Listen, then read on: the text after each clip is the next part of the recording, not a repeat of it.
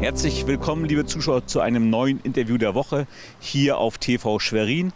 Alle Jahre wieder grüßt der internationale Mühlentag und deshalb haben wir uns natürlich auch dieses Jahr wieder zum Interview hier verabredet mit unserem Schleifmüller an der Schleifmühle Schwerin, Herrn Waldemar Leider und Frau Claudia Richter, die den Kunsthandwerkermarkt an diesem Tag betreut. Wir wollen natürlich wissen, erstmal, Sie machen das jetzt seit 22 Jahren, haben Sie mir im Vorgespräch erzählt, Herr Leide.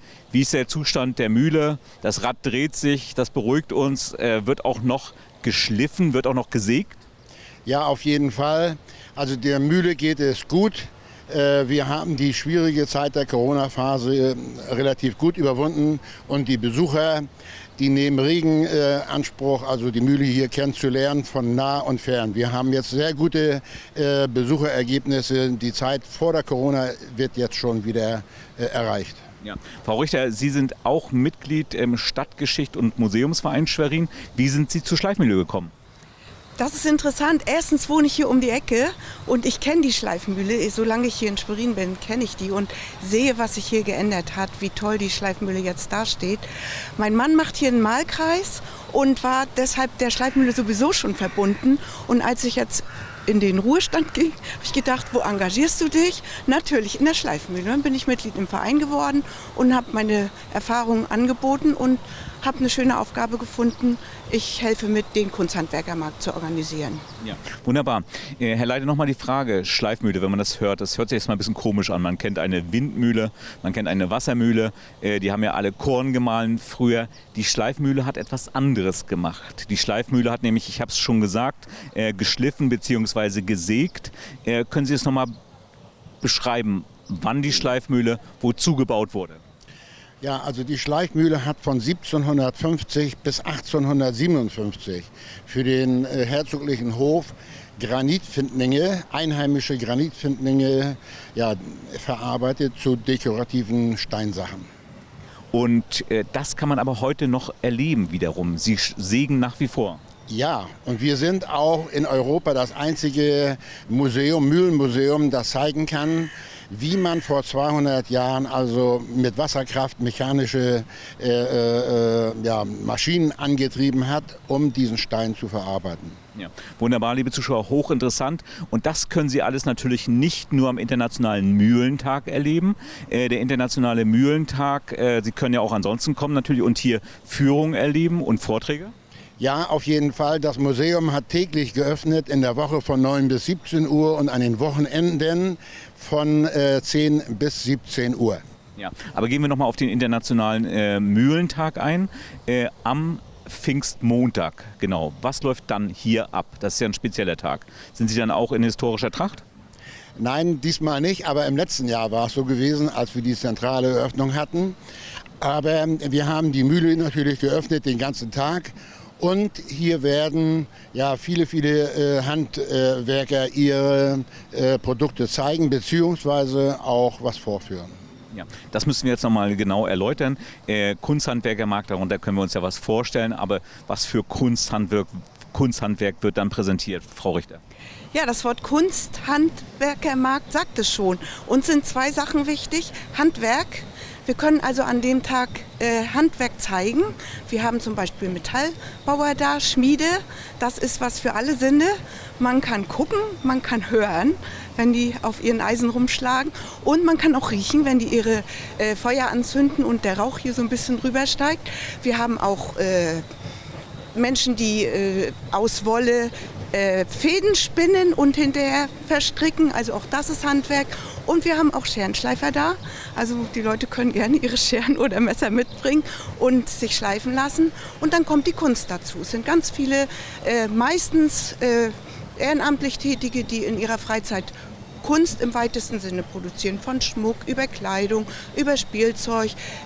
Holzprodukte haben wir da. Also es ist eine ganz bunte Palette. Für jedermann ist was dabei. Ja, echt, ja. Das war eine schöne Einladung an Sie, liebe Zuschauer, natürlich. Letzte Frage, es geht natürlich all das, was Sie machen, Herr Schleifmüller-Leide, ist ja ehrenamtlich. Sie haben ja eine kleine Hilfe natürlich organisiert um den Verein herum. Aber wie aufwendig ist es, das natürlich ehrenamtlich zu organisieren? Ja, die Vorbereitung, das ruht auf unseren Schultern mehr oder weniger, aber am den Tag selbst, da arbeiten hier ca. 40 ehrenamtliche Mitglieder von den 110, die wir haben, mit, um die Gäste, die Besucher kulinarisch zu betreuen oder gastronomisch zu betreuen. Wir haben die größte Kuchentheke Schwerins hier. Die Vereinsfrauen, die backen. Standgebühr bei uns hier ist nicht Finanzen, sondern jeder Händler bringt einen selbstgebackenen Kuchen mit. Ja, das wird ja immer schöner, es wird ja immer süßer. Also wir sind auf alle Fälle mit dabei. Frau Richter, haben Sie auch schon einen Kuchen sozusagen in Planung? Na klar, ich backe auch, aber was ich backe, verrate ich noch nicht. Das ist so ein kleiner Wettbewerb auch zwischen den Leuten aus dem Verein. Jeder gibt sein Bestes und das ist wirklich Wahnsinn, wie breit die Palette ist. Viele Leute kommen vor allen Dingen auch deswegen und sehen quasi so nebenbei, was noch alles geboten wird.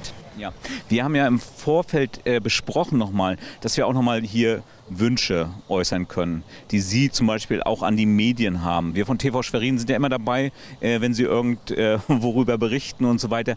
Andere Presseerzeugnisse sind da etwas zurückhaltender. Was wünschen Sie sich natürlich auch zum Beispiel von der SVZ oder vom NDR? Fühlt sich das Ehrenamt in Schwerin durch unsere Mitbewerber genügend gewürdigt? Also wir haben bei uns hier im Verein folgende Auffassung. Die Landeshauptstadt wird in den Medien, also speziell in der Schweriner Volkszeitung und anderen, doch etwas unterbelichtet dargestellt. Punkt 1, Punkt 2, insbesondere die Vereine, die ja mit der Kraft, sag ich mal so, der Ehrenamtler leben, die brauchen die Unterstützung unbedingt. Auch unsere Heimatzeitung. Und man könnte doch monatlich einmal in loser Folge einen Verein vom Inhalt her vorstellen, was die tun. Das wäre eine Anerkennung der Arbeit einmal.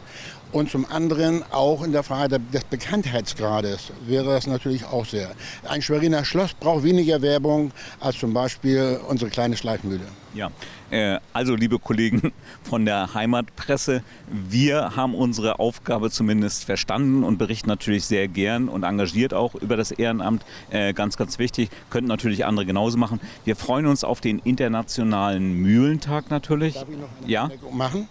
Wir haben natürlich noch ein Bonbon an diesem Tag, das hatten wir bisher noch nie gehabt. Und zwar zum ersten Mal während des Mühlentages haben wir hier ein sogenanntes Hutkonzert. Eine Schweriner Band, und zwar die Great Warder, werden hier aufspielen nachmittags ab 14 Uhr. Ja. Und dazu gibt es Getränke, dazu kann man tanzen. Auf jeden Fall. Wunderbar, also besser geht's gar nicht. Wir haben Kuchen, wir haben die Schleifmühle, wir haben den Kunsthandwerkermarkt und wir haben jetzt auch noch Musik dazu und die entsprechenden Getränke. Liebe Zuschauer, also am Pfingstmontag haben Sie die Wahl der Qual, natürlich hier mit dabei zu sein. Internationaler Mühlentag, Schleifmühle Schwerin. Bis zum nächsten Mal, wenn es dann wieder heißt, hier Interview der Woche.